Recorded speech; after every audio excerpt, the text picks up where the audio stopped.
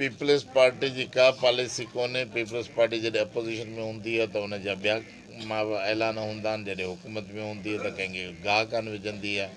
हींअर बि सिंध जो जेको हाल करे पीपल्स पार्टी रखियो आहे, जंहिं हुकूमत में ही महल पिया ठाहिनि वेठा, दुनिया जे बैंकूं भरे छॾियूं अथनि चोरी रिश्वत जे पैसनि में, उते सरकारी इस्पताल में कुते जी वैक्सीन नथी मिले। इन खां वधीक कंहिं हुक्मरान लाइ ॿुॾी मरण जो को मक़ाम हूंदो आहे त मासूम ॿारड़ा कुते जे चक में तड़पी तड़पी पंहिंजे माउ पीउ जे साम्हूं मरनि।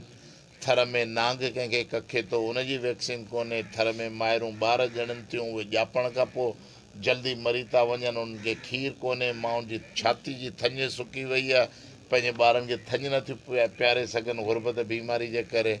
अधु सोसाइटी सिंध जी कारी कामण हेपेटाइटिस B-C में वरिती पई आहे, ऐं इस्पतालूं जेके आहिनि उते कुता ऐं गॾह पिया था डोड़नि, डॉक्टर ड्यूटी नथा कनि। स्कूलनि में ॿारनि जी तालीम तबाह लॻी पई आहे। स्कूलनि में रुॻो कलर गंद काग़ज़ पिया उॾंदा आहिनि ऐं कुता कांइ कांइ पिया कनि। कंहिं बि स्कूल में तालीमी निज़ाम कोन्हे। इन खां वधीक पाकिस्तान पीपल्स पार्टी सिंध खे कहिड़ो तबाह करे सघे थी।